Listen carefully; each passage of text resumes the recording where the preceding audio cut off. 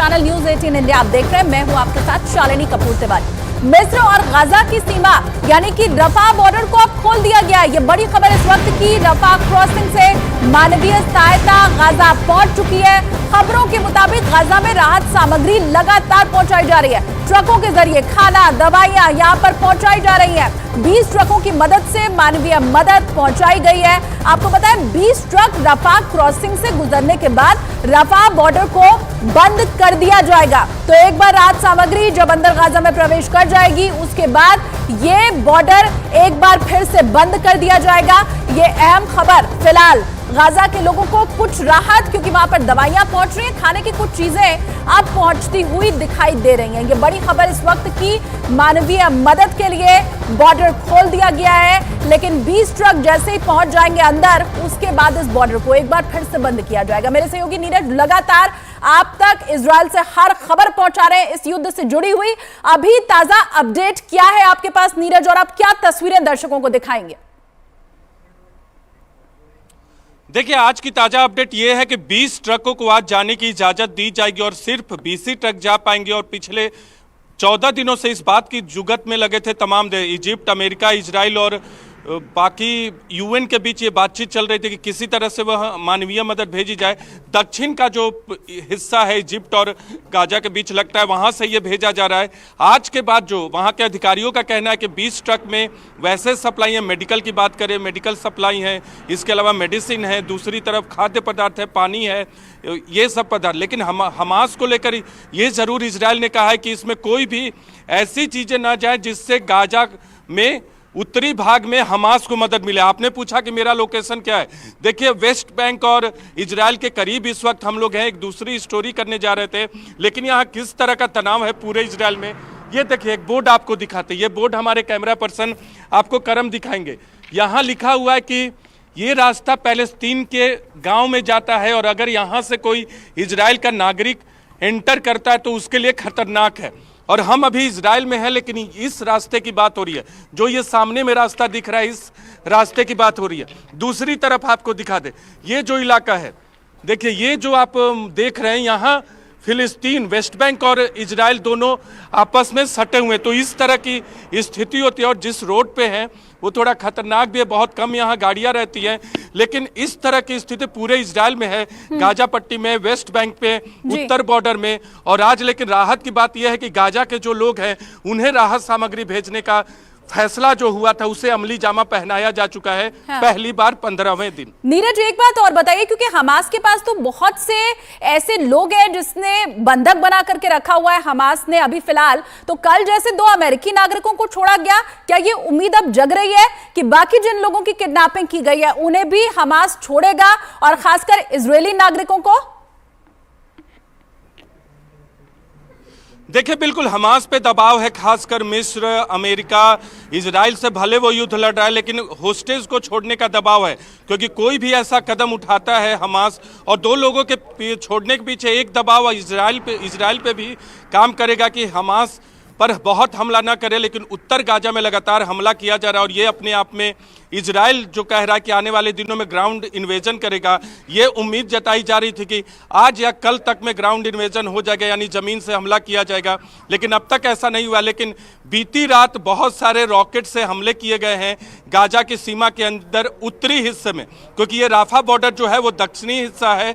दक्षिणी हिस्से में कोई इन्फिल्ट्री या मिलिट्री कार्रवाई नहीं की जा रही है, अभी तक हवाई हमले नहीं किए जा रहे हैं। जो गाजा का उत्तरी हिस्सा है, जो इजराइल के दक्षिणी शहरों से लगता है, वहां हमला किया जा रहा है। और ये चुनौती अब हमास के लिए भी है, बड़ी चुनौती कि वो बाकी होस्टेज को छोड़े, नहीं तो आने वाले वक्त में इजराइल और भी बड़े हमला करेगा, जो बार बार इजराइल दोहरा रहा है। जी बिल्कुल नीरज, आप नजर बना करके रखिए और अपना बहुत ख्याल भी रखिए। स्थिति क्या है इस वक्त गाजा में, इजराइल में, वो हर तस्वीर नीरज आप तक बता रहे हैं, पहुंचा रहे हैं। और खास बात यह है कि नेटवर्क 18 अकेला वो न्यूज चैनल है जो कि बॉर्डर तक पहुंचा है और वहां से आप तक तस्वीर पहुंचाई है। देखिए, इजराइल हमास जंग में अमेरिका और ईरान की मौजूदगी से हालात अब और विध्वंसक होते चले जा रहे हैं। इराक में ईरान के समर्थित चरमपंथी गुट ने अमेरिका को अब सीधे सीधे चैलेंज किया है। अमेरिकी सैनिकों को इराक खाली करने के लिए कहा गया है। संकेत इससे साफ है, ईरान अमेरिका को इजरायल और हमास जंग से दूर रहने के लिए कह रहा है और ऐसा नहीं करने पर अमेरिकी सैनिकों पर अटैक की धमकी भी दी गई है।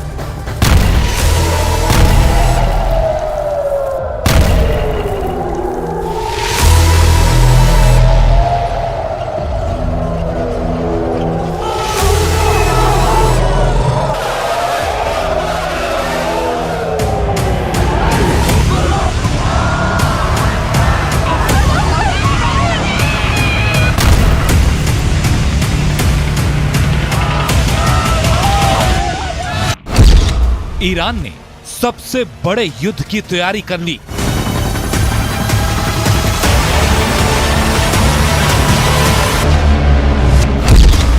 ईरान ने अमेरिका को लास्ट वार्निंग दे दी।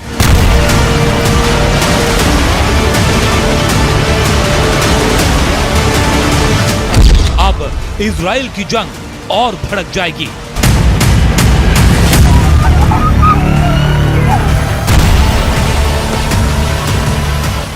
इजराइल और हमास जंग के बीच इराक और सीरिया में अमेरिकी सेना पर हमले बढ़ गए। ये दावा खुद अमेरिका के अधिकारियों ने किया। बताया गया कि इराक और सीरिया में अमेरिकी सैनिकों पर बार बार हमले हुए।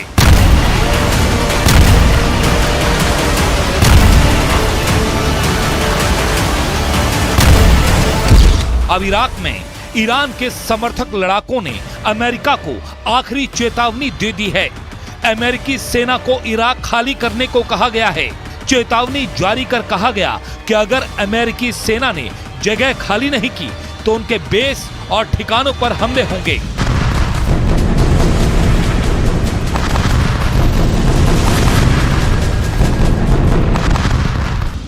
इस चेतावनी के इतर इराक में अमेरिकी सेना पहले ही ईरान समर्थित लड़ाकों के निशाने पर आ गई है। सीरिया में 18 अक्टूबर को अमेरिकी सैनिकों पर ड्रोन से हमला हुआ।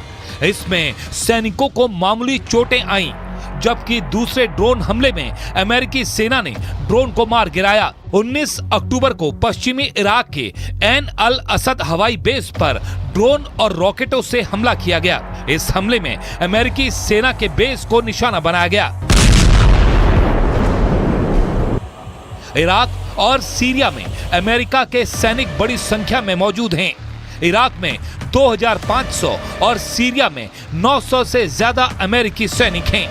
ये अमेरिकी सैनिक इस्लामिक स्टेट से लड़ाई में स्थानीय सुरक्षा बलों की मदद करते हैं। लेकिन इजराइल और हमास जंग के बीच अमेरिकी सैनिक इस्लामिक चरमपंथियों के निशाने पर आ गए हैं और इजराइल को भी कई मोर्चों पर जंग लड़नी पड़ रही है।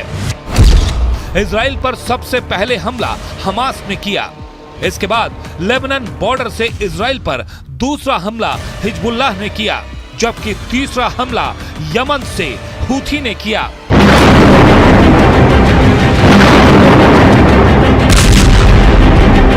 अमेरिकी रक्षा मंत्रालय के मुताबिक लाल सागर में तैनात अमेरिकी वॉरशिप ने यमन से 3 मिसाइलों को रोका। पेंटागन ने दावा किया कि यमन से हूथी विद्रोहियों ने 3 मिसाइलें और कई ड्रोन लॉन्च किए जो इजराइल की तरफ बढ़ रहे थे, लेकिन अमेरिकी वॉरशिप ने उसे हवा में ही मार गिराया।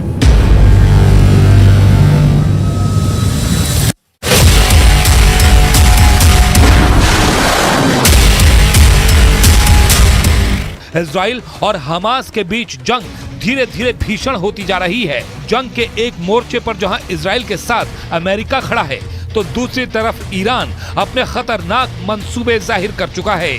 तीसरी तरफ इराक और सीरिया से शिया मिलिशिया, लेबनान से हिजबुल्लाह गुट हमास के साथ खड़ा है। हालांकि ये ईरान के समर्थित गुट ही हैं जो इजराइल से जंग में हमास का साथ दे रहे हैं।